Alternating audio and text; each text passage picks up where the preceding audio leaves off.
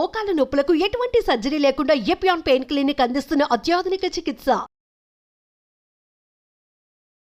నమస్తే రమగారు. నమస్తే చే రమగారు, దెయ్యాలు, పిశాచాలు, భూతాలు ఇలాంటి కథలు చెప్తూ ఉంటారు మీరు. కానీ అన్ని కామెడీ అనండి, సీరియస్సే అనిపించవు మీ కథలో. సీరియస్గా చెప్పాలంటే నేను ఇంకో మూడ్లో ఉండాలి.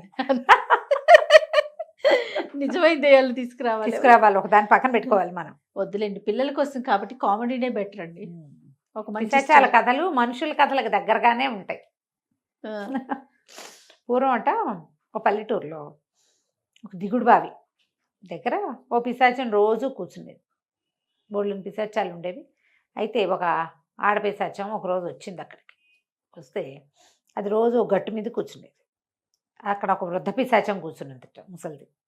ఇది వెళ్ళి చూసి అటు ఇటు తిరుగుతుంటే ఎవరు ఏమిటి అని కనుక్కొని, ఓహో ఇది నీ ప్లేసా, బోళ్ళంత స్థలం ఉంది, నువ్వు కూడా కూర్చో నా పక్కన, నన్ను ఆ ముసలి పిశాచం జరిగి ఈ కుర్ర యంగ్ స్త్రీ పిశాచాన్ని పక్కన కూర్చోబెట్టుకుంది. పిశాచం ఏమిటి సంగతులు, కబుర్లు, కమామేష అంటే ఏం సంగతులు చెప్పాలి, ఎక్కడికి వెళ్ళినా సరే నా ప్లేస్ కొట్టేస్తున్నారు. ఓ ఊరి చివర పెద్ద ఇల్లు, హాయిగా ఇంట్లో తిరుగుతూ ఉండేదాన్ని, ఎవ్వరూ ఉండేవాళ్ళు కాదు. తాళం వేసుంటే హాయిమని ఉండేది, ఎంత సుఖంగా ఉండేదాన్నో. అక్కడేమో ఎవడో సంగీత మాస్టర్ చేరాడు, తెల్లవార్లు కీ బ్యాన్ గోల రోజంతాను. సాయంకాలాలు వాడు ఇంట్లోనే ఉంటున్నాడు. ఆడు ఉండలేక ఇక్కడికి వచ్చాను అంతే అనేసరికల్లా నేను అన్నాడు, పెద్ద పిశాచి ఉంది ముసలి పిశాచి, దాంతే ఉంది లేవగొట్టేవాడిని అన్నాడు. ఎట్లా లేవగొట్టాలో తెలీదు, నేను ఎప్పుడు మనుషుల జోలికి వెళ్ళిన దాన్ని కాను, ఖాళీ ఇంట్లో స్థిమితంగా ఉండేదాన్ని, నా దారిని నేను ఏదో గాలి పోసుకుంటూ పైకి కిందకి ఎక్కుతూ, మనుషుల్ని ఎట్లా హ్యాండిల్ చేయాలో నాకు తెలీదు ఓకే అని కుర్ర పిశాచి చెప్తే ఈయన అన్నాడు, దాందే ఉంది భయపెట్టువాడిని, భయం ఒక్కసారి బెదిరొచ్చిందా అంతే వెళ్ళిపోతాడు. అంటే అది ఎన్నాళ్ళ నుంచో ఖాళీగా ఉంది, నేను చచ్చినప్పటి నుంచి అది ఖాళీగానే ఉంది, నేను అక్కడే ఉన్నాను, వీడు చేరాక ఆ సందడి భరించలేకపోతున్నా, నాకేమో ప్రశాంతత కావాలి. సరే నువ్వు చెప్పినట్టు చేస్తాను, ఒక ఐడియా చెప్పను. సరే ముసలి పిశాచి కుర్ర పిశాచికి ఒక ఐడియా చేశారు. ఇది ఏం చేసింది, రయ్యమని ఎగురుకుంటూ వెళ్ళి ఆ సంగీత మాస్టర్ ఉన్న పాతబడిన పురాతన గృహంలోకి ప్రవేశించి ఏం చేసింది, ఇలా ఆయన ఓ పక్క తిరిగి పడుకున్నాడు, కిటికీ రెక్క శబ్దం చేసింది. ఆయన కళ్ళు ఇట్లా తెరిచాడు, తెరవగానే ఒక గండు పిల్లి, పిశాచంగా ఉన్నది గండు పిల్లిలాగా మారింది.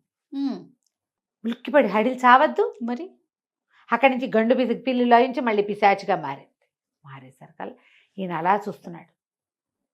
ఏయ్ ఇల్లు ఖాళీ చేయి అని చెప్పేసరికల్లా, ఎందుకు ఖాళీ చేయటం, ఆ గండు పిల్లిగా ఉన్నావు కదా, హాయిగా అలాగే ఉండు, ఇల్లంతా ఎలుకలు ఏనాటి నుంచో శుభ్రంగా ఆ రూపంలో అటు ఇటు తిరిగావంటే ఎలుకలు దొరికిపోతాయి, కొన్ని లేచకపోతాయి, హాయిగా ఉంటుంది. తర్వాత ఈ దోమలు ఒకటి చంపేస్తున్నాయి, నీకు మారటం ఎలాగో వచ్చు కాబట్టి బలిగా మారి దోమలు పనిపట్టమ్మా అన్నాడు. తిరిగి పడుకున్నాడు, పట్టించుకోట్లా. ఏమిటో పిశాచంట పిల్లిగా ఉండి ఎలుకలు పనిబట్టి తర్వాత బల్లిగా మారి దోమలు పనిపట్టాలి అనేసరికి ఇక కొళ్ళు మండిపోయింది. వీడికి భయం, సరుకు చేయటంలా వీడు మన్నేమి లెక్క చేయట్లేదు, ఛీ అని మళ్ళీ వచ్చేస్తే ముసలి పిశాచింది, అదేమిటి అలా ఒప్పేసుకోవటం, రేపు వెళ్తూ కానీ ఇంకొక ఐడియా ఇస్తాను అంది. మర్నాడంతా సంగీత పాఠాలు ఉన్నాయి. మర్నాడు రాత్రి ఏం చేసింది, ఈ పిశాచి కప్పు పెంకుల మీద కూర్చుని, పెద్ద ఇల్లు కదా, మండువా ఇల్లు లాంటిది, పెంకులన్నీ తిరగేసేసింది, పిల్లి మొగ్గలు వేసేసింది పైన పెంకులు కదిలితే హడలు పుట్టిపోతుంది జయ, మామూలు భయం వేయదు నీకు. ఇప్పుడు మనం కూర్చున్నాం, మేడ మీద ఎవరైనా పరిగెత్తున్నట్టు శబ్దం వచ్చింది అనుకో, ధనాధన అంటుంది. పెంకులు లేచిపోవటం అంటే గ్యాప్ వచ్చేస్తుంది, ఆకాశం కనపడుతుంది, పెంకులు లేచిపోతాయి, కేకలు పెట్టాలి. సంగీత మాస్టర్ అన్నాడు, ఏమిటా దొమ్మరాట పైన అని అడిగాడు. దొమ్మరాట అంటే ఈ దొమ్మరసాన్లు అంటారు, మన తాడు మీద నడవటం, పిల్లి మొగ్గలేయటం అలాంటిది అనమాట. పిల్లి మొగ్గలు వేస్తుంది పైన పిశాచి. ఆ దొమ్మరాట ఆపి ఆ పెంకుల పని ఏదో పూర్తి చేయి, పెంకులన్నీ బయట వేసామంటే కొత్త పెంకులు నేయిస్తా, అవి ఏనాటి నాచు పట్టిపోయినాయి, ఎలాగో మొదలు పెట్టావు కదా, కూలీ కలిసి వస్తుంది, పెంకులని కిందకేసి మా అమ్మ బంగారు తల్లి అనేసరికల్లా దీనికి ఒళ్ళు మండిపోయింది పిశాచి. ఏమిటి నేను కూలీదానిలా కనపడుతున్నానా వీడి కళ్ళకి, ఇప్పుడు వీడు కూలీ కలిసి రావడానికి నేను ఇవన్నీ పడేయాలి, వీడేం చేస్తాడు, కొత్త పెంకులు నేయించి నా ప్లేస్లో హాయిగా స్థిరంగా ఉంటాడా, ఏం చేయాలో తెలియలే. ఛీ నేను నీ దగ్గర ఏం పని చేయను, నేను పని చేస్తాను అనుకున్నావా అని ఆ పెంకులన్నీ సవరించేసి మళ్ళీ వెళ్ళిపోయి. ఓకే సంగీత మాస్టర్ యథాప్రకారం లోపలికి వెళ్ళి పడుకున్నాడు. ఇంకేం చేయాలో తెలియటలా. 3వ రోజు మళ్ళీ వృత్తపిశాచి చెప్పింది, భయపెట్టు, బెదిరించు డైరెక్ట్గా. ఇప్పుడు ఇట్లా ఏం చేస్తున్నావు నువ్వు, పిల్లిగా మారేవో భయమే లేదు, బలిగా మారు అని చెప్పాడు. పెంకులు పడేసావు, అన్నీ తీసేసి కొత్తవి నేర్చుకుంటా అంటున్నాడు. సూటిగా మాట్లాడు. 3వ రోజు మళ్ళీ వచ్చింది, వచ్చి ఎదురుగుండా కూర్చుంది. ఈ ఇల్లు నాది, నువ్వు ఖాళీ చేస్తావా చేయవా చెప్పు, ఒకటే మాట అనేసరికల్ ఈయనన్నాడు, నేను ఎందుకు ఖాళీ చేస్తాను, నేను ఎక్కడికి వెళ్ళినా నాకు సంగీతం వాడిని కాబట్టి నాకు ఇల్లు దొరికేవి కాదు, పొద్దుస్తమానం మీ గోల ఏమిటండి అనేవాళ్ళు. అదేలే. పైగా కొత్తగా నేర్చుకునే పిల్లలకి బ్యాన్ పాడతారు. మొదటే బాలమురళీకృష్ణలు ఉండరు కదా ఎవరును. చిన్నప్పుడు సాపాసాలు అడదిడ్డంగా పాడి శృతిపక్వం లేని కంఠాలే ఉంటాయి. పాడగా పాడగా కొంతమందికి చిన్నప్పుడే ప్రాడిజీస్ ఉంటారు పాపం, మేధావులు, చెప్పగానే వచ్చేస్తుంది వాళ్ళకి. అందరికీ ఎక్కడొస్తుంది, ప్రాక్టీస్ కావద్దు. అది కాకుండా ఈ ఫ్లూట్లు, వైలెన్లు, కుయ్యో మొర్రో అని భయంకరమైన శబ్దాలు వస్తాయి వాటికి. మొదట్లోనే శృతిలో కూర్చోదు కదా అదే కదా. పిల్లలు నేర్చుకునేటప్పుడు. ఈ మోతలకి ఎక్కడ ఇల్లు దొరికేది కాదు. ఈ ఇల్లేమో తేరగా దొరికింది నాకు. రూపాయి రెంట్ కట్టక్కర్లేదు, దీపం పెడితే చాలు ఇంట్లోనే. ఎందుకంటే ఇది ఎప్పటి నుంచో పిశాచాలకు ఆలవాలంగా ఉన్న పురాతనమైన ఇల్లు. ఈ ఇంటిని లైన్లో పెట్టాలంటే అద్దెకి రారు ఎవరు, నువ్వు కాస్త దీపం పెట్టు చాలు అని చెప్పారు.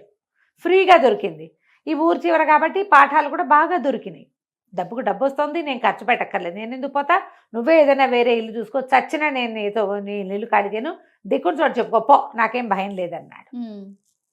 పిశాచి రాత్రిపూట వస్తుంది, పగలు వస్తే పిల్లల్ని బెదిరించవచ్చు. ఇది కొంచెం మొహమాటస్తురాలు కదా, ఏ పిల్లల్ని బెదిరిస్తుంది, అసలు మేస్టారే భయపడిపోతే పిల్లలు ఎందుకు బెదురుతారు, వాళ్ళకి అసలే తెంపత్తాను. ఇది వెళ్ళి ఏమనుకుంది, చిచి ముసలాడి సలహాలు వింటున్నాను, ఏ సలహా నాకు పని చేయట్లేదే. ఇట్లా కాదు, మనమే ఒక ప్లాన్ చేసుకుందాం అనుకుంది. ఆ రోజంతా అక్కడక్కడక్కడే వేప చెట్ల మీద, చింత చెట్ల మీద తిరుగుతూ ఆలోచించుకుంది.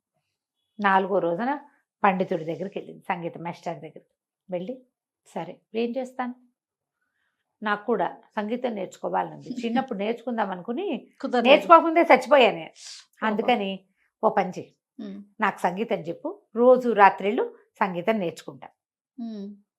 ఈయన ఆలోచిస్తున్నాడు, సంగీతం నేర్పించచ్చా దీనికే, ఒకవేళ నువ్వు కాదంటే పొద్దుటిపూట పిల్లలతో పాటు వచ్చి కూర్చుంటా అనగానే ఠారెత్తిపోయాడు ఆయన. ఇప్పుడు రాత్రిపూట సంగీతం చెప్పాడు అనుకో, సాపాసా అనగానే చుట్టుపక్కల వాళ్ళందరికీ వినపడుతుంది. కొంచెం దూరంగా ఉంది కానీ రాత్రిపూట నిశ్శబ్ద నీరవంగా ఉన్నప్పుడు సా అంటే 3 రోజులకు వినపడుతుంది. ఎవరికి చెప్తున్నాడు, ఒకటి చుట్టూతా జనాలకు ప్రశ్న వస్తుంది. పొద్దుటిపూట నేను వస్తాను అంటే అది ఏ రూపంలో వస్తుంది, నిమిషానికి ఓ రూపం మారుస్తుంది. ఓసారి గడిపిల్ల అవుతుంది, ఓసారి బలి అవుతుంది, మధ్యలో దొమ్మరి మొగ్గలేస్తుంది. పిల్లలు ఉంటారా సంగీత పాఠం చెప్పుకుంటారా పిశాచంతో కలిసి, అమ్మో నేను పిశాచాలకు పాఠం చెప్తానన్న పేరు గనక వచ్చిందా నాకు, అంతే సంగతి. ఇక నాకు ఇల్లు తయారుగా దొరకటం కాదు, ఇక పాఠం అనేది దొరకదు అని చెప్పి మర్నాడు పొద్దున బ్యాగ్ సర్దుకుని వెళ్ళిపోయాడు. ఈ పిశాచి ఏమనుకుందంటే, మనం ఒకళ్ళని సలహా అడగకూడదు, మన జీవితానికి మనమే సరిగ్గా ప్లాన్ చేసుకోవాలి. ఇల్లు ఖాళీ అయిపోయింది, అది ప్రశాంతంగా అక్కడ ఉండటం మొదలుపెట్టింది. కథ కంచికి మనం ఇంటికి. బాగుంది. నమస్తే రమ్మగారు. నమస్తే.